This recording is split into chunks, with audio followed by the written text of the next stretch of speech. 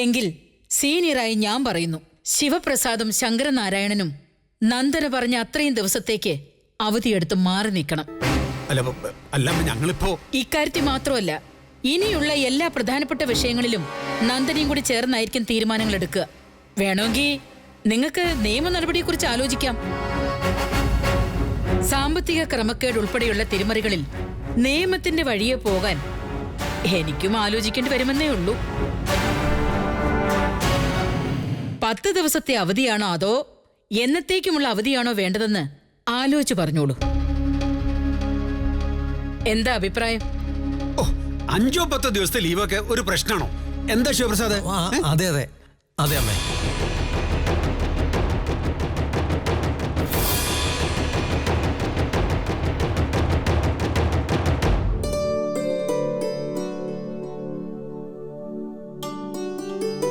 എനിക്ക് അകത്തേക്ക് അങ്ങ് വരാല്ലോ അല്ലേ?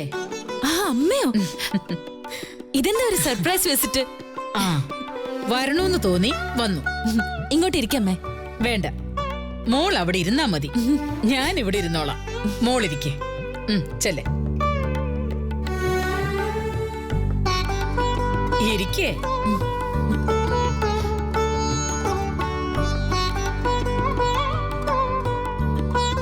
എനിക്കായി സൗകര്യപ്പെടുത്തിയ റൂമാ. എങ്ങനെയുണ്ടമ്മേ? കൊള്ളാം. ഇനി എന്താ ആവശ്യമെന്ന് വെച്ചാ വാങ്ങിപ്പിച്ച് വെക്കണം കേട്ടോ. കെട്ടിടത്തിന്റെ എല്ലാ ഭാഗവും ഇവിടെ ഇരുന്നാ കാണുന്ന ഒരുതരം ക്യാമറയുണ്ടല്ലോ, CCTV. അതൊരെണ്ണം വാങ്ങി വെച്ചു പിടിപ്പിക്കണം. അതുപോലെ മോൾ ഇനി ഇവിടെ ഇരുന്നാ മതി. മറ്റ് സ്റ്റാഫുകളുള്ള ക്യാബിനിലേക്ക് മോള് പോണ്ട. ആവശ്യമുള്ള ആരാന്ന് വെച്ചാ ഇങ്ങോട്ട് വിളിച്ചു വരുത്തണം. അതാണ് അതിന്റെ ഒരു രീതി. മാനേജരും മറ്റും മുറുമുറുത്തോണ്ട് അപ്പുറത്തുണ്ട്. അവരുടെ മുറുമുറുപ്പ് മാറ്റിയിട്ടാ ഞാൻ ഇങ്ങോട്ട് വരുന്നത്. മോള് പറഞ്ഞതുപോലെ അവധിയെടുത്ത് പോകാൻ കർശനമായിട്ട് ഞാൻ പറഞ്ഞു. എന്റെ അടുത്ത് ഉടക്കാൻ നോക്കി, ഞാൻ വിടുവോ? അനുസരിച്ചില്ലെങ്കിൽ വിവരം അറിയൂന്ന് പറഞ്ഞു ഞാൻ. ഒടുവിൽ പത്തി മടക്കി. ശങ്കരനാരായണനാണ് കൂടുതൽ വാശി. പുള്ളിക്കാരനാണ് യതിയേട്ടനുമായി കൂടുതൽ കൂട്ടുകെട്ട്. ആ കെട്ട് ഞാൻ അറുത്തു മാറ്റുന്നുണ്ട്. ഇപ്പോഴത്തെ സൂചന കൊണ്ട് പഠിക്കുന്നെങ്കിൽ പഠിക്കട്ടെ. കട്ട് തിന്നുന്നതിന്റെ രുചി അറിഞ്ഞാ പിന്നെ അതിന്ന് പിന്മാറാൻ തോന്നില്ല എന്ന് കേട്ടിട്ടുണ്ട്. എന്നും കട്ട് തിന്നാൻ തുടങ്ങിയ ആ രുചി അരുചിയായി മാറും മോളെ. പിന്നെയും തുടർന്നാൽ നേരെ ചൊവ്വെ കിട്ടിക്കൊണ്ടിരുന്ന അന്നവും മുടങ്ങും.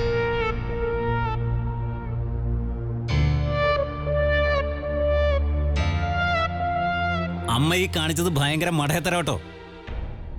ഈ മുറിയിലേക്ക് വന്നിരിക്കുന്നതാണോ യതീന്ദ്ര? ഇതൊന്നും മിടുക്കല്ല. ചീഫ് അക്കൗണ്ടന്റും മാനേജറും എത്ര വർഷത്തെ സർവീസ് ഉള്ളവരാണെന്നറിയാമോ? അവരുടെ സേവനങ്ങൾ വന്നിച്ചില്ലെങ്കിലും വേണ്ടില്ല, നിന്ദിക്കരുതായിരുന്നു. അവരുടെ സേവനത്തിന്റെ ഫലമാണല്ലോ വെച്ചടിയുള്ള ഈ നഷ്ടം. ശിവപ്രസാദിനെയും ശങ്കരനാരായണനെയും പോലെ എക്സ്പീരിയൻസ് ഉള്ള സ്റ്റാഫില്ലാതെ ബിസിനസ് നടത്തിക്കൊണ്ടുപോകാൻ പറ്റില്ല. അവരൊക്കെ ചിരഞ്ജീവികളാണോ യതി? എന്നും ഇവിടെ ജോലി ചെയ്യാൻ. ഒരു പ്രായമാവുമ്പോ പിരിഞ്ഞു പോവില്ലേ? അന്ന് ഇതിലെന്ന് നീ പൂട്ടിപ്പോവോ? ആരെ കണ്ടിട്ട് അമ്മ ഇങ്ങനെ ഞെളിയുന്നെന്ന് എനിക്കറിയാം. എവിടം വരെ പോകുന്ന എനിക്കൊന്ന് കാണണം. നീ ഒന്ന് വന്ന് ഇവിടെ ഇരിക്കണ്ടേ യതി? ബാക്കിയൊക്കെ നമുക്ക് പിന്നെ സംസാരിക്കാം. അല്ല, നന്ദനയുടെ ഈ ഓഫീസ് മുറിയൊക്കെ കണ്ടോ നീ? എങ്ങനെയുണ്ട്?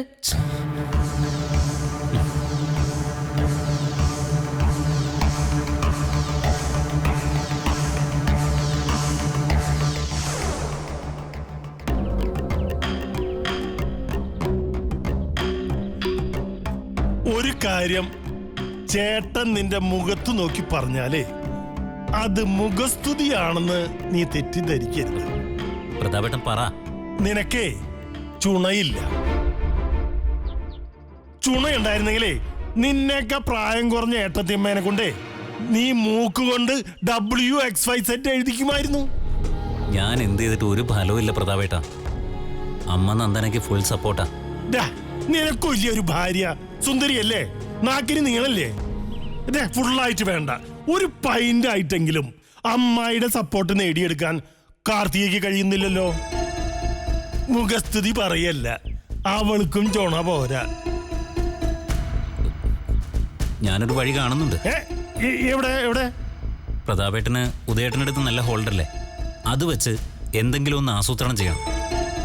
അതിന് ചേട്ടൻ മനസ്സ് വയ്ക്കണം. ഉദയന്റെ അടുത്ത് എനിക്ക് ഹോൾഡ് ഉണ്ട്. പക്ഷെ ഈയിടെയായി ഉദയന്റെ മനസ്സിൽ കയറി നന്ദന ഹോർഡിങ്സ് വെച്ചിരിക്കുകയാണോ എന്നാണ് എന്റെ സംശയം. നിന്റെ ചേട്ടനുണ്ടല്ലോ ഉദയൻ, ഒരു പിടി തരാത്ത ക്യാരക്ടറാ. അവന്റെ മനസ്സിൽ എന്താണെന്ന് അവന് മാത്രമേ അറിയൂ. കളത്തിൽ ഞാൻ വച്ചിരിക്കുന്ന ഓരോ കരുവിനെയും തട്ടിയെറിഞ്ഞുകൊണ്ട് നന്ദന മുന്നേറുക.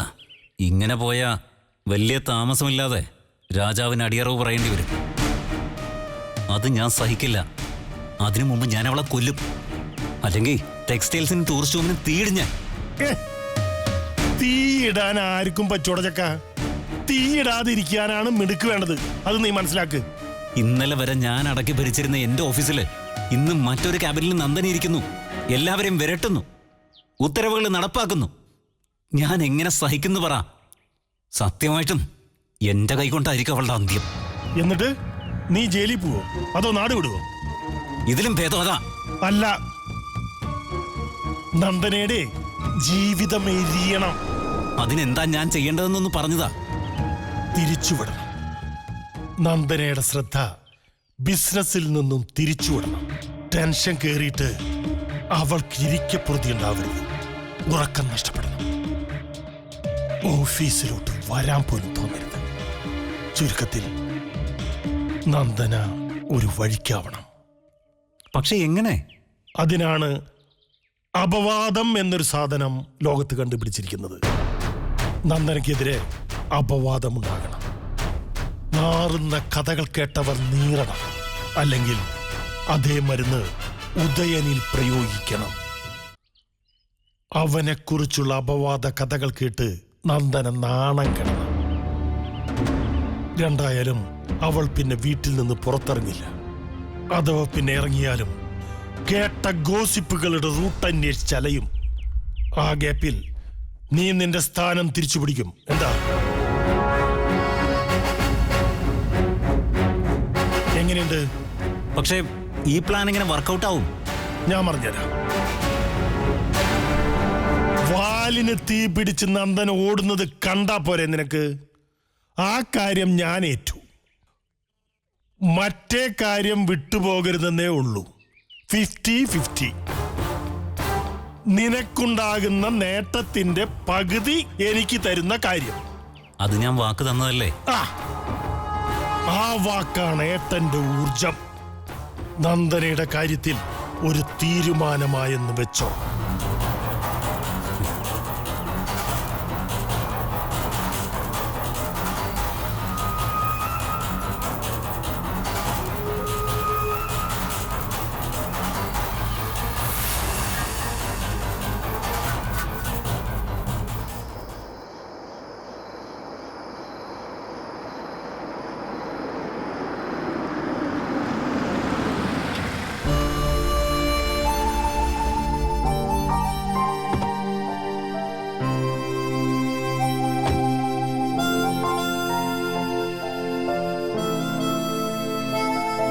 ഇതുവരെ ഉറങ്ങിയില്ലേ?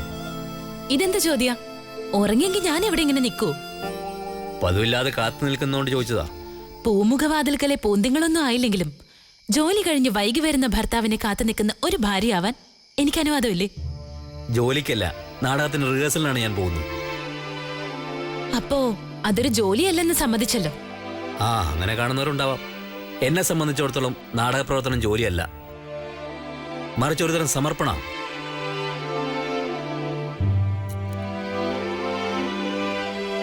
എങ്കിൽ ഞാൻ ആ വാക്ക് പിൻവലിക്കുന്നു. ജോലി എന്ന വാക്ക്. പക്ഷേ ലേറ്റായി തിരിച്ചെത്തുന്ന ആളെ കാത്തിരിക്കുന്നതിൽ അപാകതയൊന്നുമില്ലല്ലോ? ഉണ്ടോ? ഇനി ഉണ്ടെങ്കിലും ഇല്ലെങ്കിലും അങ്ങനെ ആവാൻ ഞാൻ തീരുമാനിച്ചു. എങ്ങനെയാവാൻ? ഭർത്താവിന്റെ ക്ഷേമം അന്വേഷിക്കുന്ന ഭാര്യയാവാൻ. എന്താ, അതിനെനിക്ക് റൈറ്റ്സ് ഇല്ലേ? ആ ക്ഷേമാന്വേഷണം ഞാൻ ആവശ്യപ്പെട്ടില്ല, ഒട്ടും താല്പര്യപ്പെടുന്നുമില്ല. അതൊരു വശം. മറുവശത്ത് ഞാൻ എന്റെ ധർമ്മം നിർവഹിക്കണ്ടേ? ആളെ കളിയാക്കാത്താൻ അല്ല, ആത്മാർത്ഥായിട്ട് പറഞ്ഞതാ. നിന്നേ, ഭർത്താവ് ഇരിക്കേണ്ട ചെയറിലിരുന്ന് കുടുംബത്തിന്റെ ബിസിനസ്സുകളിൽ മേൽനോട്ടം വഹിക്കുന്ന ഒരാളാണിന്ന് ഞാൻ. അത് വെറുമൊരു ഉദ്യോഗം മാത്രമാവുന്നതിൽ എനിക്ക് ബുദ്ധിമുട്ടുണ്ട്. അതുകൊണ്ട് വീട്ടിൽ ഭർത്താവിന്റെ കാര്യങ്ങളിൽ, അതായത് ആവശ്യങ്ങളിൽ കൂടുതൽ ഇടപെടാൻ ഞാൻ തീരുമാനിച്ചു. അപ്പം നമുക്കെല്ലാം ബാലൻസ് ചെയ്യാൻ പറ്റും. എന്റെ കാര്യങ്ങളിൽ ആരും കയറി അങ്ങനെ കൂടുതൽ ഇടപെടാന്ന് വിചാരിക്കണ്ട. നടക്കില്ല അത്. പിന്നെ ആവശ്യങ്ങൾ, എനിക്ക് അത്ര വലിയ ആവശ്യങ്ങളൊന്നുമില്ല. ഇതുവരെ ഇല്ല, ഉണ്ടാവാനോട്ട് പോകുന്നുമില്ല. ഭക്ഷണം കഴിക്കണ്ടേ? അതൊരാവശ്യമല്ലേ? അതിന് ഭാര്യയുടെ കൈ തന്നെ വേണമെന്നില്ല. കിച്ചണിൽ നിന്ന് എടുത്ത് കഴിച്ചോളാം. കഴിക്കാൻ വേണ്ടെങ്കിലും ഭക്ഷണം ഉണ്ടാക്കാൻ ഭാര്യയുടെ കൈ വേണ്ടേ? ഓ, ഇന്നാരുണ്ടാക്കണമെന്നില്ല. ആരുണ്ടാക്കിയാലും ആഹാരം തന്നെയാ. ചേടാ, ആരെങ്കിലും കുക്ക് ചെയ്യണമല്ലോ. അത് ഭാര്യ ആവുന്നതിൽ എന്താ വിരോധം?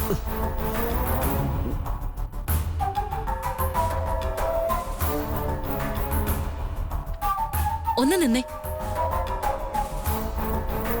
കൈ കഴുകിയിരുന്ന ആഹാരം വിളമ്പാം. ഓ, ഒരുപാട് വൈകിയില്ലേ? ഇന്നിനിപ്പോ ചോറ് കഴിച്ചാൽ ശരിയാവില്ല. വേണ്ട. ചോറുണ്ടോന്ന് ആര് പറഞ്ഞു? ചപ്പാത്തി ഉണ്ടാക്കിയിട്ടുണ്ട് ഞാൻ.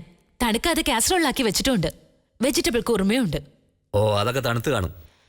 ചൂടുണ്ട്, വേണമെങ്കിൽ തണുപ്പിച്ചെടുക്കാം. അധികം തണുപ്പിക്കാൻ നോക്കണ്ട താൻ. വേണമെങ്കിൽ ഒരു ചപ്പാത്തി കഴിക്കാം.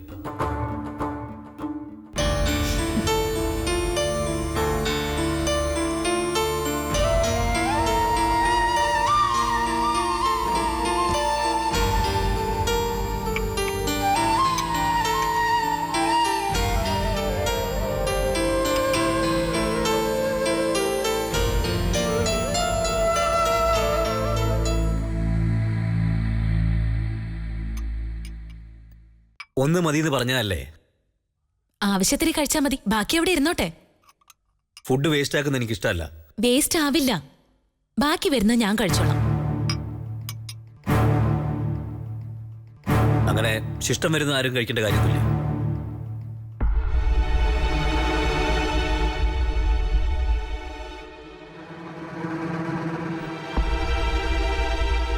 ആഹാരം കഴിക്കുന്നത് ആരെങ്കിലും നോക്കിക്കൊണ്ട് നിൽക്കുന്നത് സുഖമുള്ള കാര്യമല്ല. അയ്യോ, സോറി.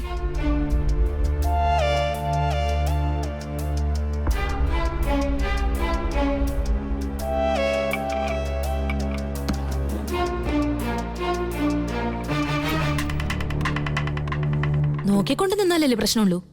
കൂടെ ഇരുന്ന് കഴിക്കാമല്ലോ.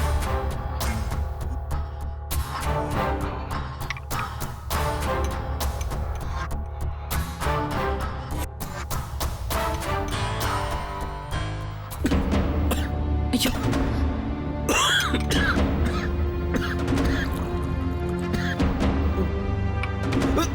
ഈ വെള്ളം കുടിക്കും.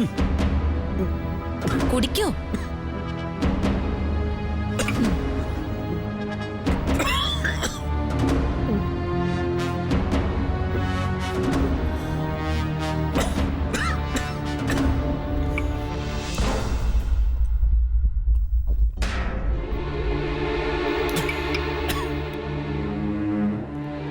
കുഞ്ഞുനാളി കേട്ടിട്ടുണ്ട്, കഴിച്ചോണ്ടിരിക്കുമ്പോ കുശുമ്പ് വിചാരിക്കുമ്പോഴാ ഭക്ഷണം നെറുകെ കയറുന്നത്. കുട്ടികളുടെ കാര്യമാ, മുതിർന്നവർക്കത് ബാധകമല്ല.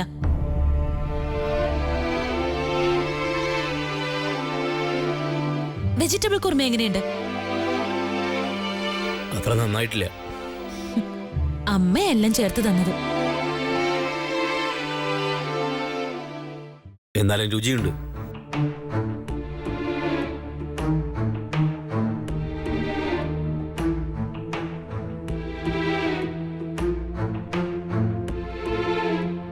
പണ്ടുള്ളവർ പറയുന്നത് എത്ര ശരിയാ. ഭർത്താവിന്റെ ഒപ്പം ഇരുന്ന് ആഹാരം കഴിക്കുമ്പോ അതിൻ്റെതായ ഒരു പ്രത്യേകതയുണ്ട്. ശരിക്കും അദ്ദേഹം ഉണ്ട എഴുന്നേറ്റ ശേഷം അതേ ഇലയിൽ ഉണ്ണണമെന്നാ പറയാറ്. ബെഡ്റൂമിലും ഉണ്ട് ചിട്ടകൾ.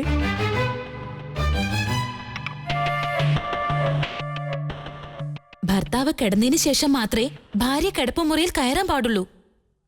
അധികം പഴമയിലേക്ക് പോകണ്ടതാൻ. ഭാര്യ ബെഡ്റൂമിൽ കയറാതിരുന്നാൽ അത്രയും സ്വസ്ഥത കിട്ടും ഭർത്താവിന്.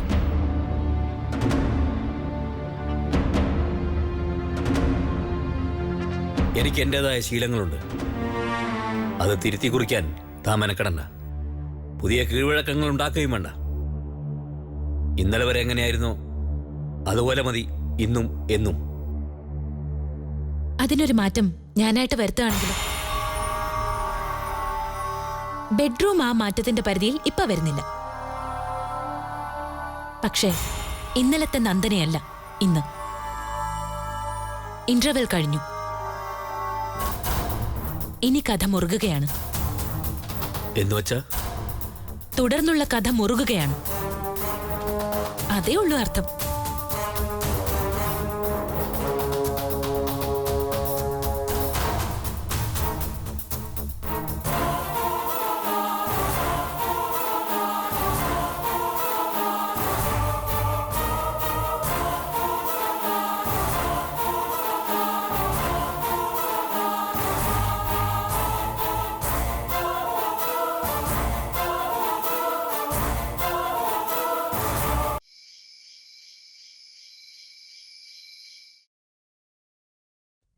ഹലോ,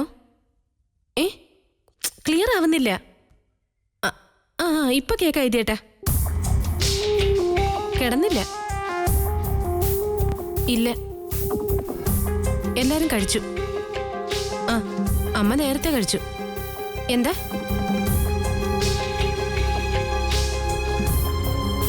ആ ഉറങ്ങിയെന്നറിഞ്ഞൂടാ. ആ യതിയേട്ടൻ നല്ല ഫോമിലാണെന്ന് മനസ്സിലായി. ദേ കാർ ഓടിച്ച് വരാനുള്ളതാ, അത് ഓർമ്മ വേണം. പ്രതാപേട്ടനോ? ശോ വേണ്ട, ഇപ്പൊ ഇങ്ങോട്ട് കൊണ്ടുവരണ്ട. അറിയാലോ, ഒന്നാമതേ നാക്കിന് എല്ലില്ലാത്ത ആളാ. കുടിച്ചു കഴിഞ്ഞാ പിന്നെ എന്താ പറയാന്നറിയില്ല. അതെന്താ? ആണോ?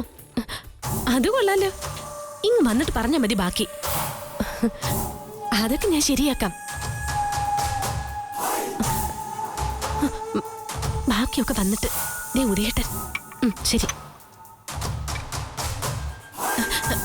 വെള്ളത്തിനാണോ ഉദയേട്ടാ?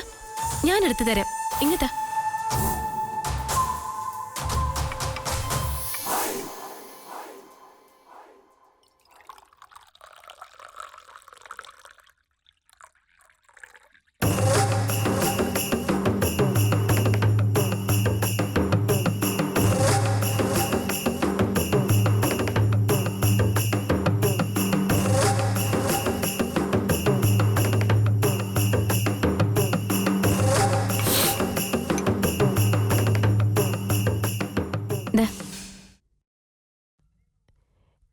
നന്ദന ഇന്ന് റൂമിൽ വെള്ളം കൊണ്ടുവച്ചില്ലേ? അല്ല, കൊണ്ടുവച്ചിരുന്നെങ്കിൽ ഉദയേട്ടൻ വെള്ളം കുടിക്കാനായി താഴേക്ക് ഇറങ്ങി വരില്ലായിരുന്നല്ലോ അല്ലേ?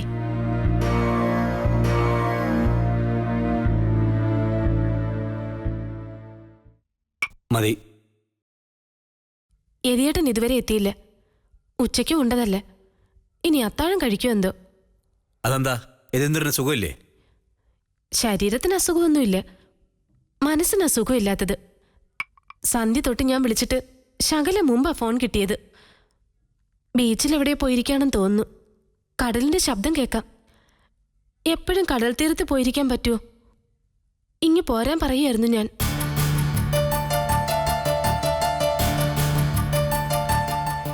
ഭർത്താവിന്റെ കുറ്റവും കുറവും മറ്റാരോടെങ്കിലും പറയുന്നതാ ഒരു സ്ത്രീയുടെ ഏറ്റവും വലിയ ദോഷം. അതുപോലെ ഭാര്യയുടെ കുറവുകൾ മറ്റുള്ളവരോട് പറയുന്ന പുരുഷനെ വിശ്വസിച്ചുകൂടാ.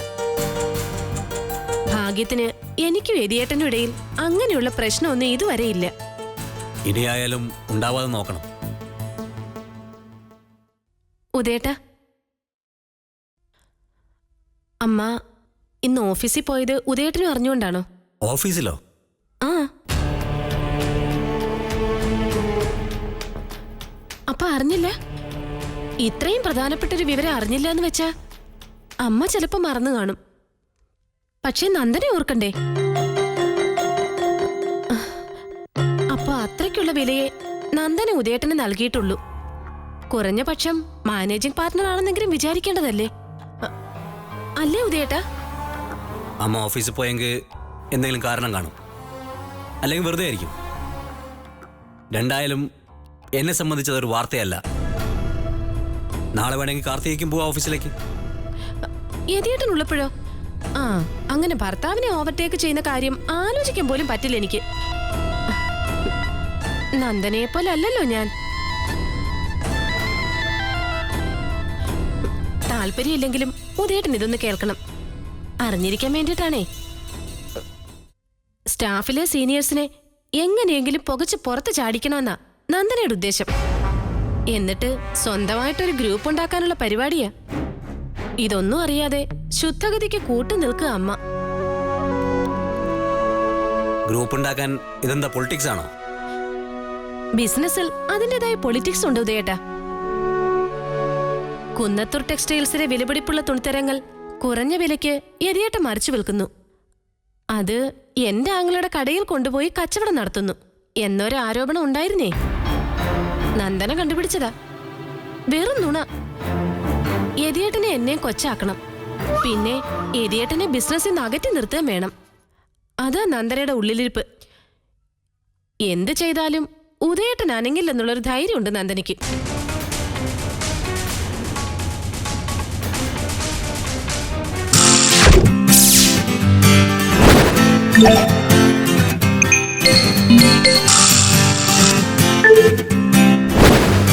Yeah.